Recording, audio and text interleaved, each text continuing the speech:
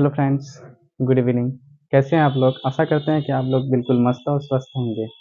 Friends, आज की class बहुत ही इम्पोर्टेंट होने वाली है क्योंकि आज हम लोग साइंस के फिजिक्स 10th क्लास के चैप्टर नंबर 1 के बारे में पढ़ेंगे, जो कि चैप्टर नंबर 1 में लिखा है कि प्रकाश का परावर्तन, है ना? प्रकाश का परावर्तन जो कि एक बहुत ही इम्पोर्टेंट चैप्टर है ना? फिजिक्स का। पता है आपको इस चैप्टर से सिर्फ 10 से 15 नंबर आपको मिलेगा। तो फ्रेंड्स, प्रकाश का परावर्तन क्या होता है? यानी कि प्रकाश का मतलब होता है क्या? लाइट, है ना? और परावर्तन का मतलब होता है रिफ्लेक्शन, लाइट ऑफ रिफ्लेक्शन, है ना? प्रकाश के बारे में अगर पूछेगा कि प्रकाश किसे कहते हैं, तो बोलेंगे प्रकाश एक ऊर्जा है जिसके माध्यम से हम कोई भी वस्तु को देख पाते हैं।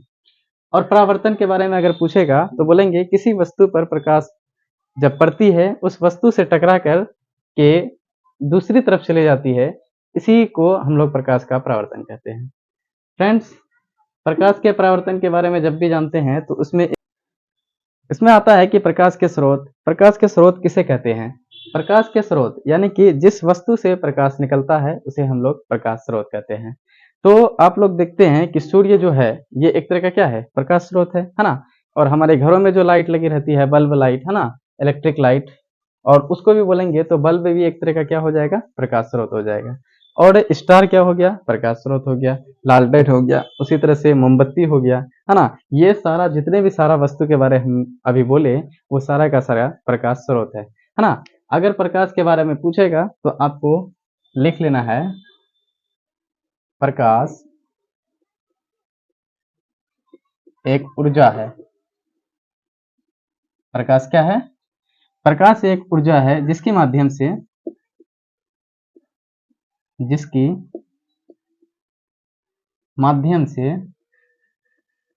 हम कोई भी वस्तु को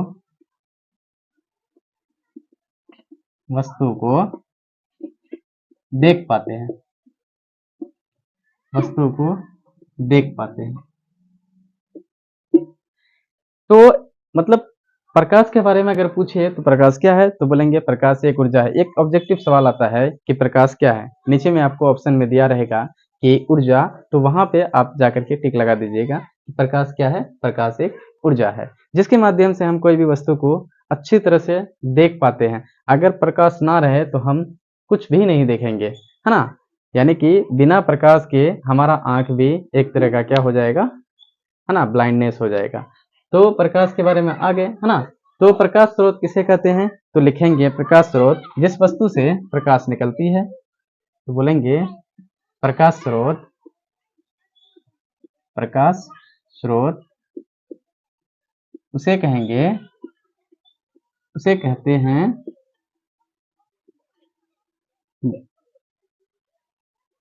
जिससे या जिस वस्तु से, लिख लीजिए, जिस वस्तु से प्रकाश निकलती है, प्रकाश निकलती है ना? यानी कि प्रकाश स्रोत उसे कहते हैं जिस वस्तु से प्रकाश निकलती है, उसे हम लोग प्रकाश स्रोत कहते हैं। जैसे कि इसमें आ जाएगा एग्जाम्पल में अगर आप लीजिएगा तो सबसे अच्छा एग्जाम्पल तो भाई सूर्य है कि नहीं? सूर्य हो गया, उसी तरह से आप देख लीजिए तारा हो गया, है ना? जो रातों में टिमटिमाता रहता है ना? और उसी तरह से आप देख लीजिए बल्ब हो गया। बल्ब के अलावा आप मोमबत्ती ले लीजिए, मोमबत्ती ले लीजिए, मोमबत्ती के अलावा लालटेन इत्यादि कर दीजिए, है कि नहीं है? ये सारा जो वस्तु जो हम लिखे हैं, ये सारा का सारा वस्तु प्रकाश स्रोत है। अब एक बात ये आती है कि भाई क्या सारा का सारा दुनिया में जितने भी वस्तु हैं, क्या सभी प्रकाश स्रोत है? नहीं, सारा के सारा वस्तु फ्रेंड्स, प्रकाश के स्रोत जो है ये सारा जो है ना, आपको जो अभी बताए हैं, सूर्य का प्रकाश, उसी तरह से सूर्य हो गया, है ना? उसी तरह से बल्ब हो गया, उसी तरह से तारा हो गया, ये सारा का सारा प्रकाश स्रोत ही है, ठीक है? लेकिन प्रकाश के स्रोत जो है ना, दो तरह के होते हैं। जैसे कि एक हो जाएगा प्राकृतिक प्रकाश स्रोत, उसी तरह से दूसरा हो जाएगा मानव निर्मित प्रकाश स्रोत। तो प्राकृतिक प्रकाश स्रोत में कौन आएगा और मानव निर्मित प्रकाश स्रोत में कौन आएगा, इसके बारे में देखते हैं, है ना? प्राकृतिक प्राकृतिक प्रकाश स्रोत, प्राकृतिक प्रकाश स्रोत, और दूसरा मानव निर्मित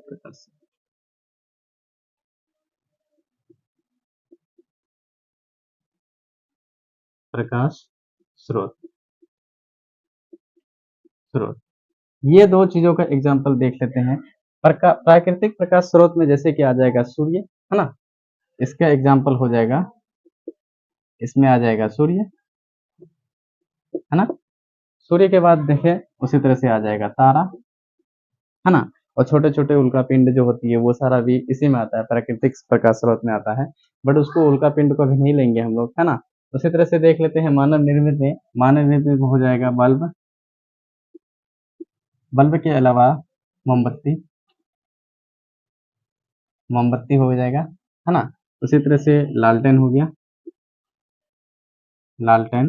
देखिए लालटेन, लालटेन जो है ना, कई बार पूछा गया है कि लालटेन ये कौन सा स्रोत है, तो बोलेंगे मानव निर्मित प्रकाश स्रोत है कि नहीं है लालटेन। और बल्ब के बारे में भी पूछा गया है कि बल्ब क्या है, बल्ब भी प्राकृतिक प्रकाश स्रोत नहीं है बल्कि मानव निर्मित प्रकाश स्रोत है। बल्ब थोड़े ना भाई कोई भगवान बनाया है ना, कोई तो बनाया कौन है, प्राकृतिक प्रकाश, सॉरी, मानव ने ही बनाया है बल्ब को, है ना, तो मानव निर्मित प्रकाश स्रोत हो जाएगा।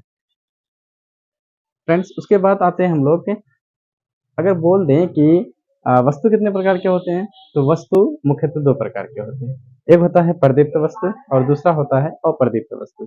प्रदीप्त और अप्रदीप्त ये क्या होता है, प्रदीप्त वस्तु वे वस्तु जिनसे प्रकाश उत्सर्जित होती है उसे प्रदीप्त वस्तु कहते हैं, और वे वस्तु जिनसे प्रकाश उत्सर्जित नहीं होती है उसे अप्रदीप्त वस्तु कहते हैं, है ना। ये भी सेम कहानी है, बस प्रकाश प्रकाश स्रोत और इसमें बस यहाँ पे प्राकृतिक प्रकाश स्रोत है, यहाँ पे मानव निर्मित प्रकाश स्रोत है।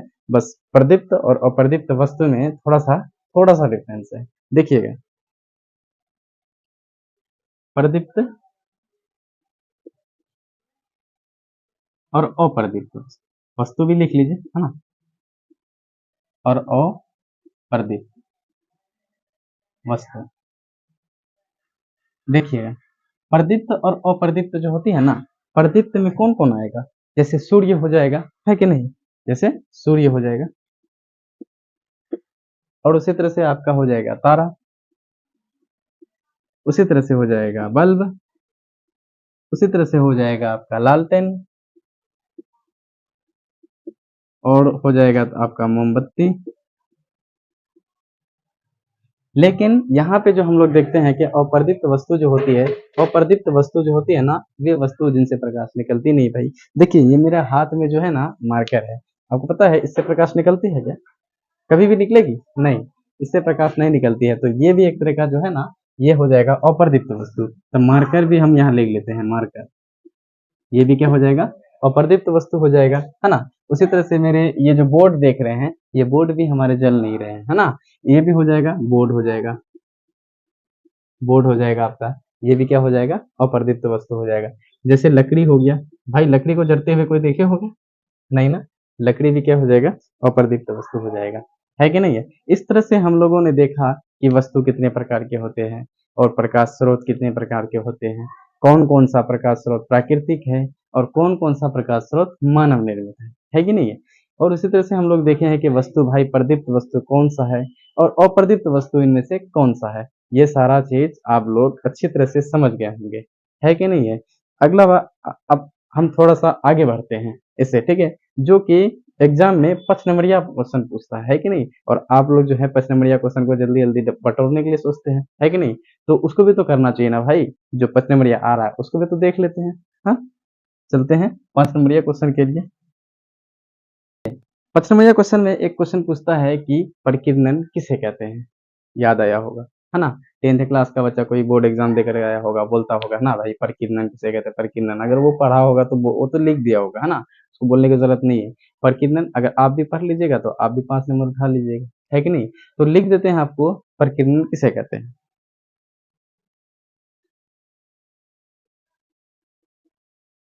प्रकीर्णन, है ना, प्रकीर्णन किसे कहते हैं। देखिए प्रकीर्णन किसे कहते हैं, जब भी सूर्य प्रकाश जब किसी सूक्ष्म कणों पर पड़ती है तो वह सूक्ष्म कण जो होता है ना, कुछ ऊर्जा को अवशोषित कर और बिखेर देती है उसे, है ना। इसी क्रिया को हम लोग क्या कहते हैं, प्रकाश का परिकिरणन कहते हैं, है ना। वहां पे लिखा रहेगा प्रकाश का परिकिरणन किसे कहते हैं, हम सिर्फ परिकिरणन लिख दिए हैं, तो कोई दिक्कत की बात नहीं है, ठीक है, बात वही है। तो लिखेंगे हम लोग जब सूर्य प्रकाश सूर्य प्रकाश किसी किसी सूक्ष्म कणों पर पड़ती है, वह सूक्ष्म कण कुछ ऊर्जा को अवशोषित कर कुछ ऊर्जा को अवशोषित कर चारों ओर बिखेर देती है।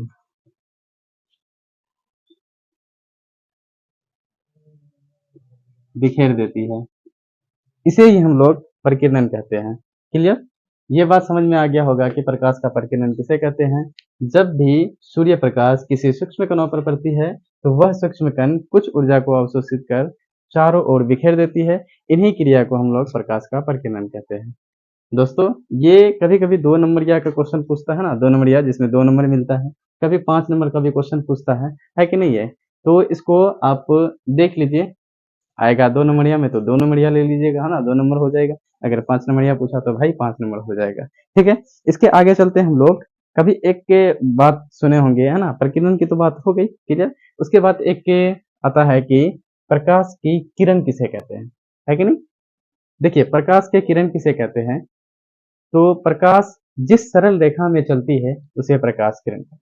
सिंपल, कोई टेंशन की बात नहीं है इसमें, ठीक है। सिर्फ इतना याद रखना है कि प्रकाश की जो किरण होती है जिस सरल रेखा पे चलती है उसे प्रकाश किरण कहते हैं भैया, है कि नहीं है। तो अगर लिखना हो तो लिख लो, लिखना है प्रकाश किरण।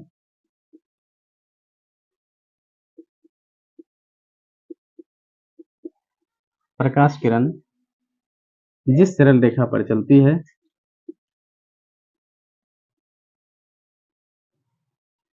रेखा पर चलती है उसे प्रकाश किरण कहते हैं। प्रकाश किरण कहते हैं, समझ में आ गया है ना, प्रकाश किरण किसे कहते हैं। लेकिन ये तो बहुत कम ही रेयर केस में पूछा जाता है, लेकिन एक चीज और आती है कि प्रकाश किरण पुंज किसे कहते हैं, है कि नहीं है। प्रकाश किरण पुंज किसे कहते हैं, तो बोलेंगे प्रकाश किरण पुंज, प्रकाश के किरणों के समूह को ही प्रकाश किरण पुंज कहते हैं, है कि नहीं, समझ में आ गया। प्रकाश के किरणों के समूह को प्रकाश किरण पुंज कहते हैं। अब यहाँ आती है एक बात है, प्रकाश किरण पुंज किसे कहते हैं। प्रकाश किरण पुंज किसे कहते हैं, ये एक तरह का क्वेश्चन बनता है कि नहीं। अगर इसका क्वेश्चन, इस क्वेश्चन का आंसर देने के लिए कहेगा तो आप आंसर में क्या दीजिएगा, तो लिखना है, इसका आंसर देना है शॉर्ट में बस, प्रकाश के किरणों के समूह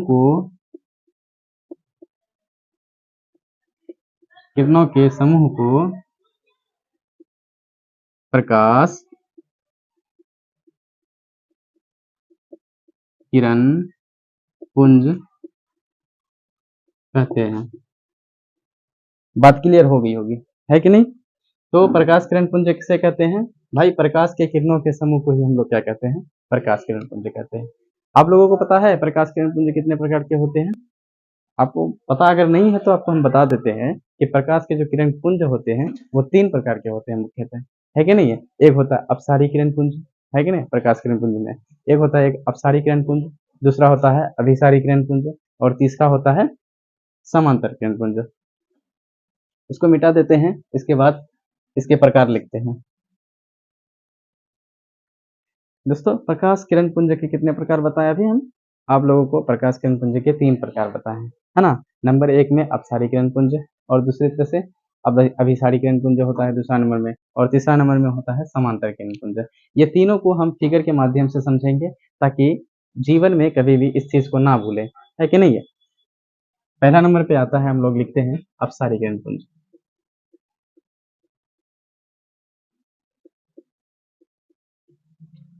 शॉर्ट कर देते हैं, अपसारी किरण पुंज, एक ये हो गया। और दूसरा नंबर में हम लोग लिखेंगे अभिसारी किरण पुंज।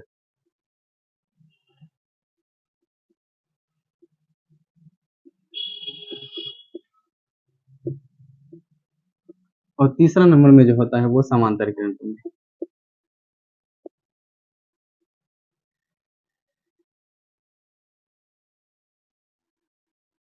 अब ये तीनों को जानेंगे, ठीक है। अपसारी किसको कहेंगे, अभिसारी किसको कहेंगे और समांतर किसको कहेंगे।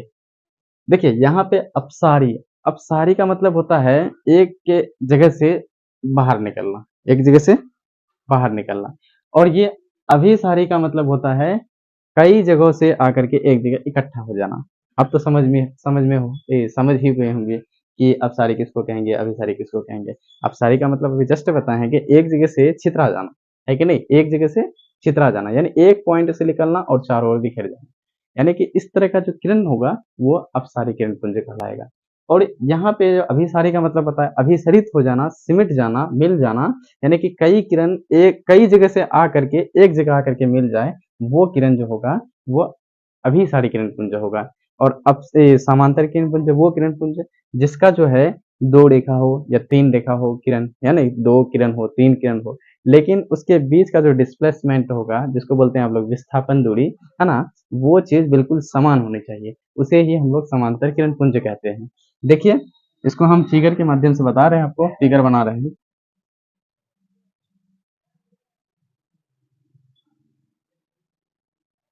इस तरह का जो फिगर देख रहे हैं आप लोग, ये है अपसारी किरण पुंज होता है। और एक होता है अभिसारी किरण पुंज, मतलब कई जगह से आकर के एक बिंदु पे आकर के मिल जाना। ये देखिएगा, ये हो जाएगा आपका अभिसारी किरण पुंज हो जाएगा, है ना। अभी जस्ट बता दिया आप लोग को डिफिनेशन भी क्या होता है इस तरह से, है ना। अब आते हैं हम लोग समांतर किरण पुंज में। समांतर का मतलब क्या बता भाई, दो किरण हो, तीन किरण हो, चार किरण हो, हमें कोई लेना देना नहीं, बस दोनों का डिस्प्लेसमेंट जो होता है वो क्या होना चाहिए, बिल्कुल समान दूरी होना चाहिए दोनों के बीच का। देखिए यहाँ पे आपको दिखने में आता होगा कि तीनों चारों किरण जो है इनके जो बीच का जो डिस्टेंस है ना, बिल्कुल समान है। ये किरण कभी जिंदगी में दोनों एक जगह पे मिलेगा ही नहीं। फ्रेंड्स, आज की क्लास हम यहीं तक रखते हैं, है ना। उसके बाद से अगला जो टॉपिक हम बताने वाले हैं परावर्तन के बारे में बताएंगे, है ना, प्रकाश के परावर्तन के बारे में, है ना, जो मेन चीज है यहाँ पे लिखा हुआ प्रकाश का परावर्तन, है ना। तो अगला क्लास आपको कल कराया जाएगा। और जितने भी स्टूडेंट लाइक नहीं किए हैं प्लीज लाइक कर दीजिए, और जो लोग नए जुड़े हैं वो लोग सब्सक्राइब कर लीजिए ताकि आपको हर दिन नोटिफिकेशन भी मिलेगा और क्लास कीजिएगा तो बहुत ही मज़ेदार क्लास होने वाली है, ठीक है। बस आप लोग हमारे साथ बने रहिएगा और दूसरे को भी शेयर कर दीजिएगा क्लास, और आप लोग लाइक कीजिएगा और शेयर कीजिएगा तो हमारा मोटिवेशन बढ़ेगा। इस तरह से आपका क्लास हर दिन, है ना, कराया जाएगा फिजिक्स क्लास। और आपको बता देते हैं ये जो पहला चैप्टर है, ये पहला चैप्टर इतना मतलब इसको आसानी में नहीं लेना है बिल्कुल, है ना। ये पहला चैप्टर ही आपका नींव है, हाँ, 10th के लिए। और 10th के लिए ये पहला चैप्टर अगर पढ़ लेते हैं तो आपको दूसरा चैप्टर आसान होता है, और दूसरा चैप्टर भी पढ़ लेते हैं, पहला चैप्टर दूसरा चैप्टर पढ़ने के बाद आपको तीसरा चैप्टर बिल्कुल आसान लगने लगेगा। तो दोस्तों, पहला चैप्टर बिल्कुल मस्ती से पढ़िए, इसमें आपको 15 नंबर मिलेगी, ठीक है। 10 से 15 नंबर आती है, बिल्कुल कंफर्म बात है, 10 से 15 नंबर आएगी ही आएगी, ठीक है। और दूसरा चैप्टर भी पढ़िए, उसके बाद तीसरा, ये तीनों चैप्टर से लगभग 45% कवर कराया जाएगा, है ना। इतना बढ़िया से पढ़ाया जाएगा। तो आज की क्लास हम यहीं रखते हैं।